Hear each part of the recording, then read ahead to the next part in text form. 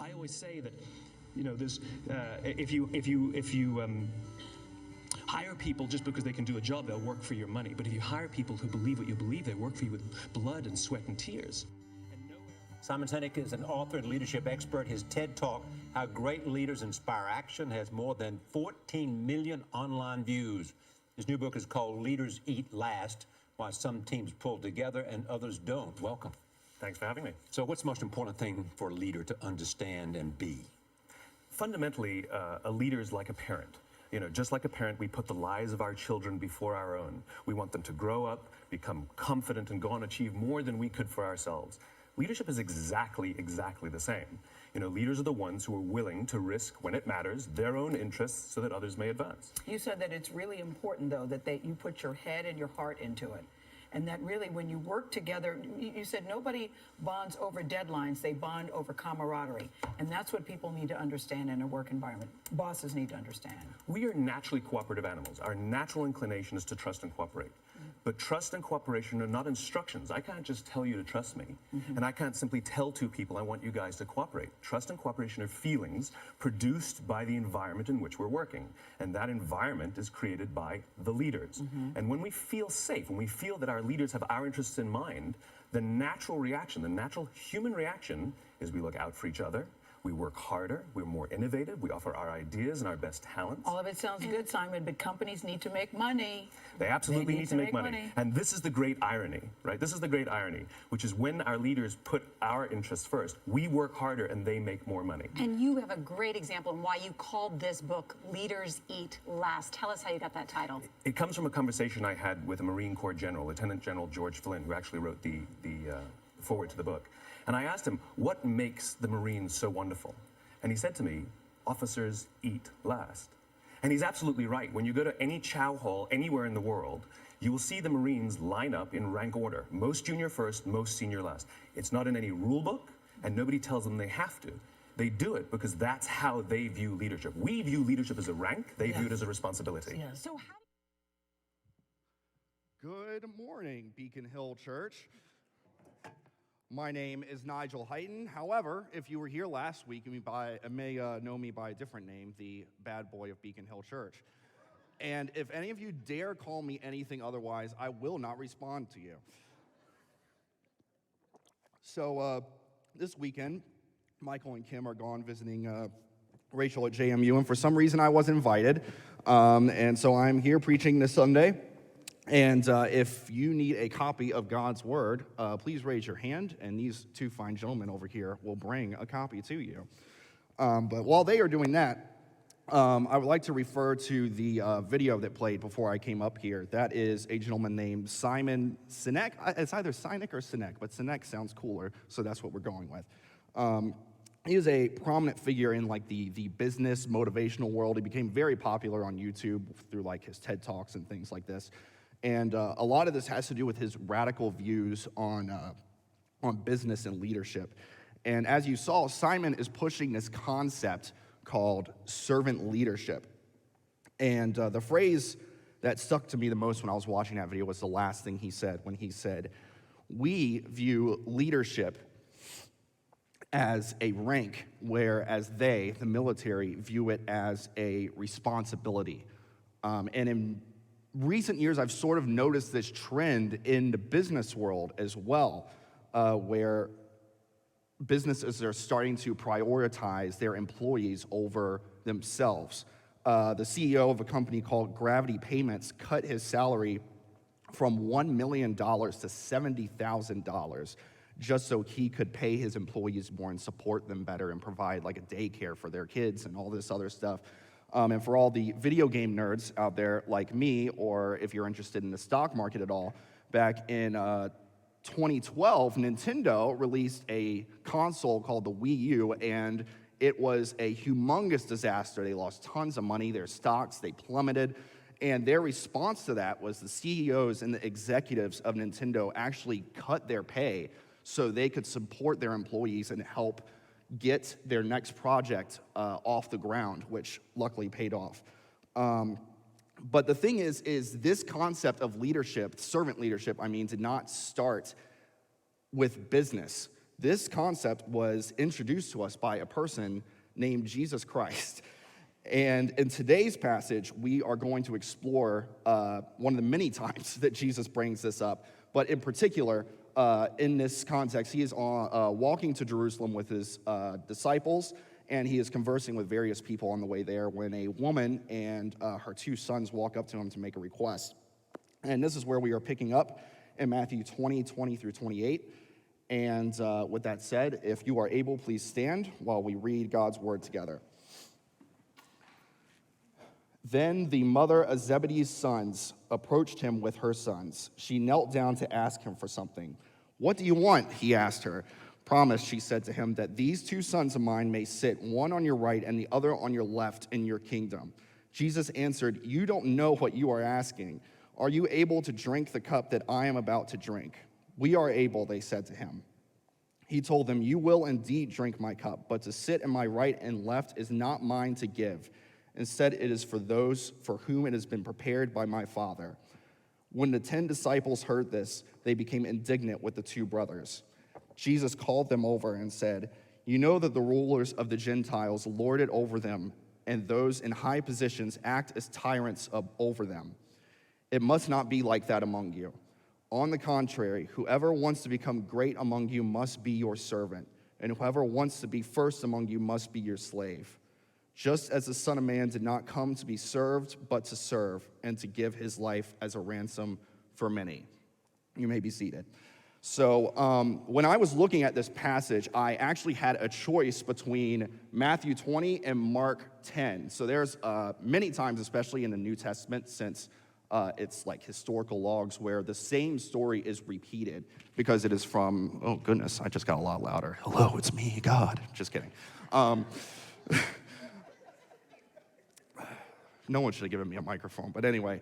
The same story is told in Matthew 20 and in Mark 10, but there is a big difference where Mark 10, the 2 men in the story are asking the questions about sitting on this throne.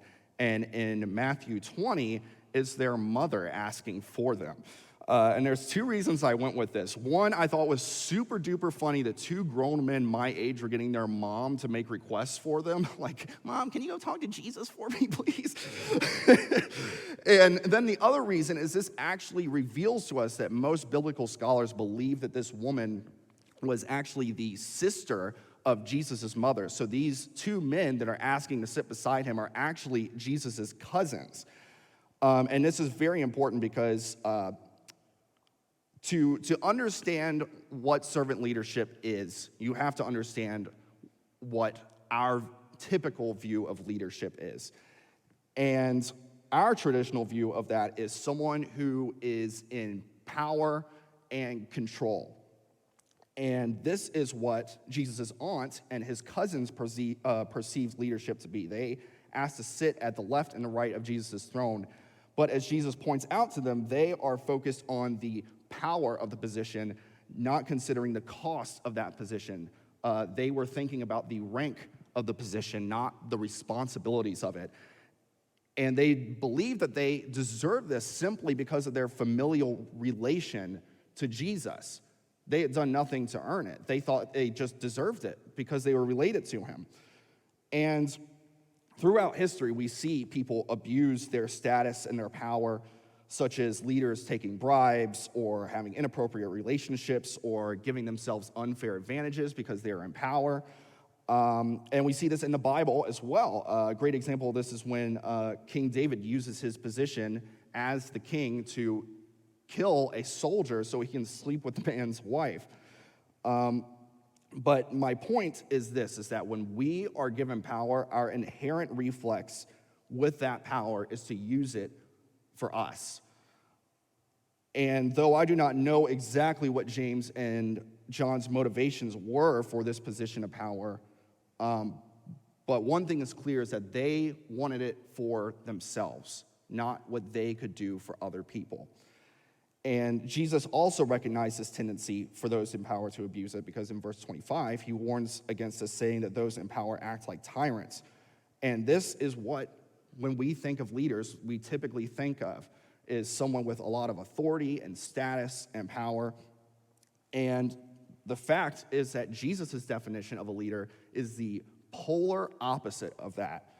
And there are three key aspects of this that I noticed as I was going through this passage. The first thing a biblical servant leader must possess is the ability to sacrifice themselves for the greater good.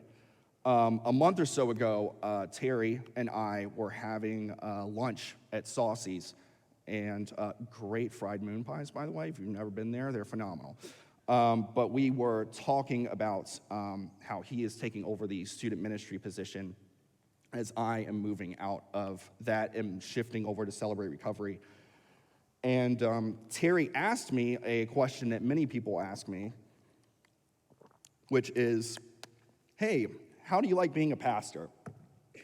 And I answered him the same way that I usually answer people. And I said, when it's good, it's really good. But when it's bad, it is really, really bad. And I remember as I was reflecting on this, I thought about that conversation and how true it was. And I love being a pastor. If I didn't love being a pastor, I wouldn't do it. And there is no greater joy that I find in my life than knowing that even when I'm not thrilled with my job, that God is still using me. But this job has still led to incredibly difficult times in my life. The very first day of working here, I found out that my brain tumor was growing cancerous, and I would have to get it taken out, or I would kick the bucket. As I shared in my first sermon, I struggle with depression and anxiety, and though I have struggled with it for a very long time, it had never, ever become as severe as it became as when I started working here. And on top of that, being a pastor has caused my dating life to be absolutely disastrous. It's already hard enough, and then I'm doing it in the middle of a pandemic, and then I'm a pastor. It is a nightmare because girls, I'll talk to them, and I'll be like, oh, I'm a pastor, and then they start treating me like I'm a mythical creature, and not like a cool mythical creature, like a unicorn. It's like they're going through the woods, and they run into Bigfoot, and I'm like, ugh, and then they're like, ah, and then they run. That is how they react when they find out I'm a pastor, and it sucks. But when I decided to do this, I knew that's what came with the job. And all the other leaders in this church know the same thing.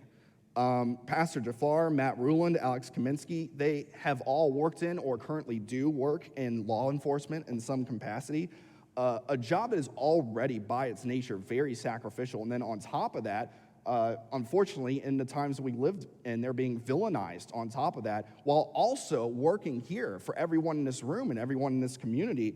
Over the past 2 years, so my mother is a nurse, and I have seen how mentally detrimental that can be on a person. And I have watched Alyssa the past 2 years pulling her hair out, going through nursing school and being a nurse now, while at the same time, she's in that room right now taking care of everybody's kids who probably snorted sugar for breakfast, bouncing off the walls.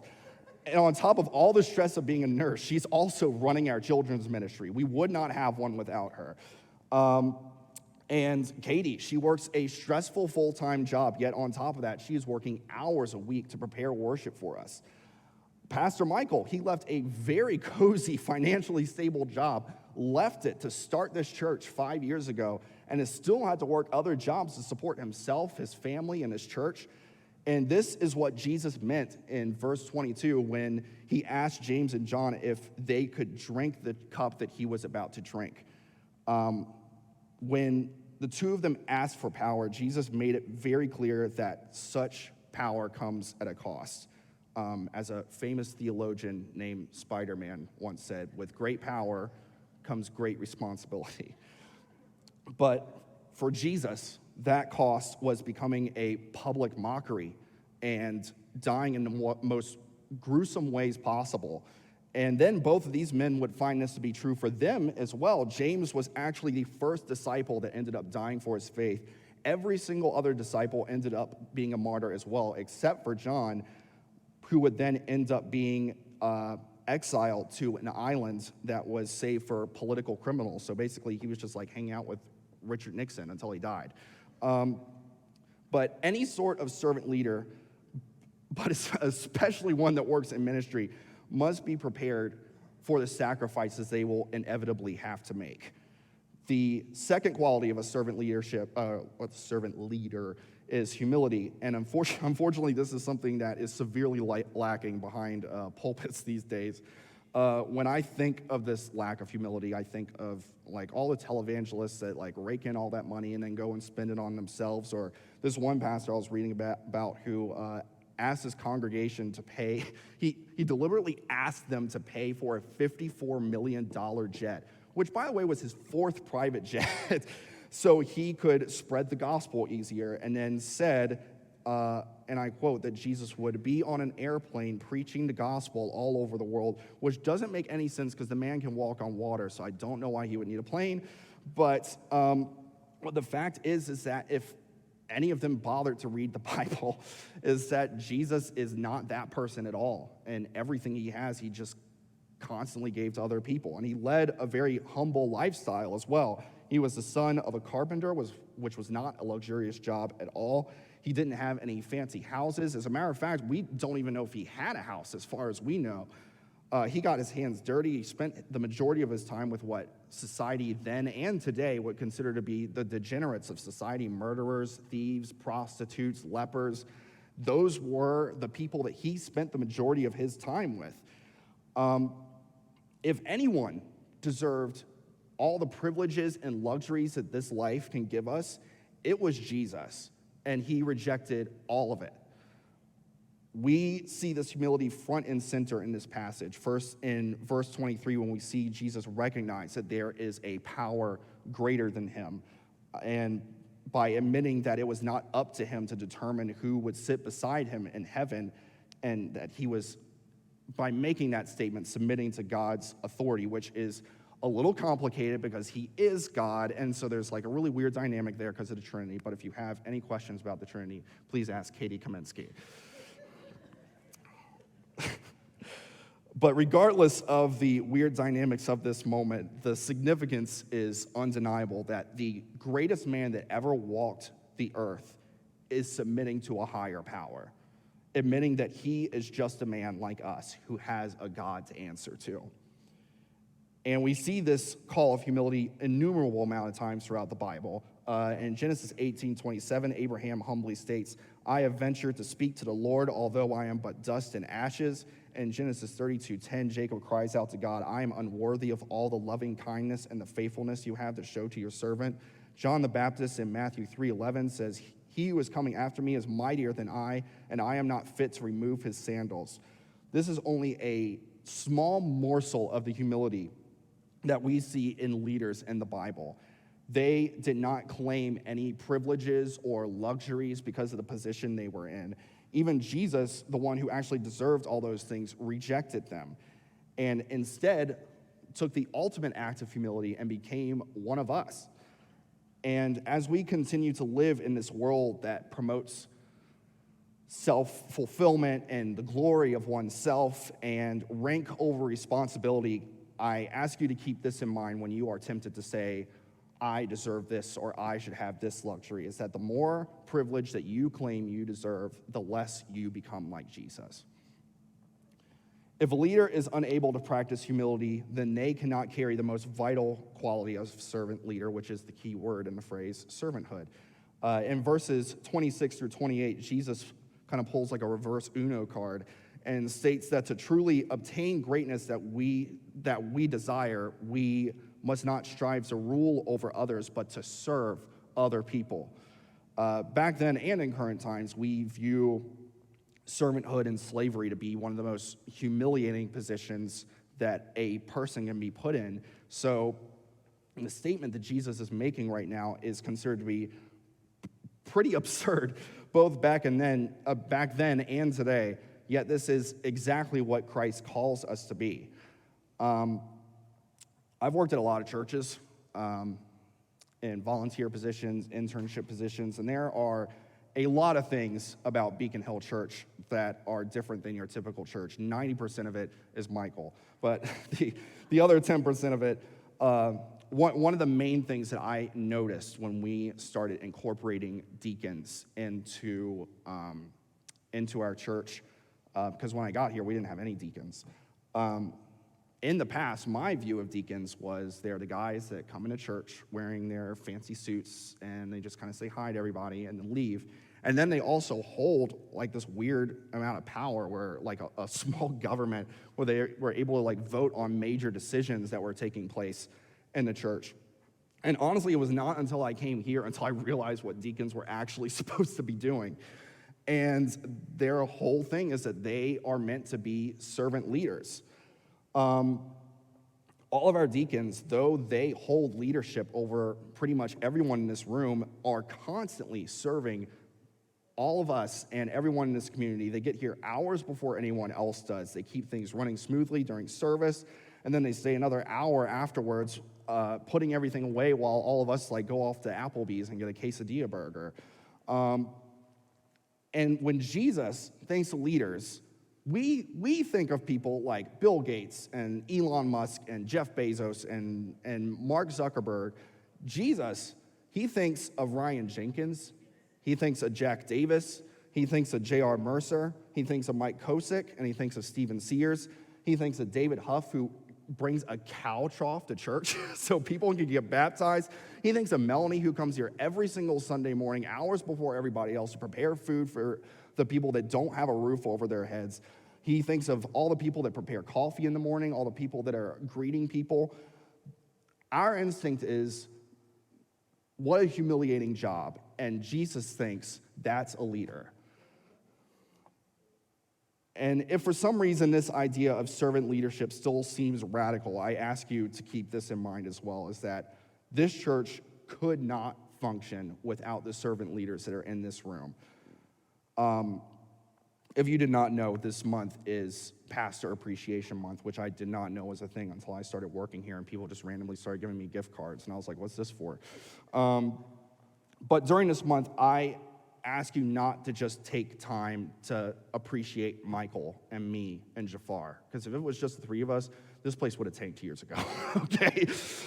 And that there are many, many more women and men that are pouring their time and hours hosting small groups at their houses, coming here hours before everybody else, serving everyone in this community and this church, and we could not function without them. We could absolutely not. And I didn't really write this down, so I'm just going to do a little improv here. I realize I've not done a good job of selling you on servant leadership. This is why God didn't call me to be a salesman, because I would be working in some Toyota lot somewhere and be like, oh, you want this 2021 Toyota Camry? Why don't you take this 1995 Toyota Camry? It's going to break down like the instant it gets out of the lot.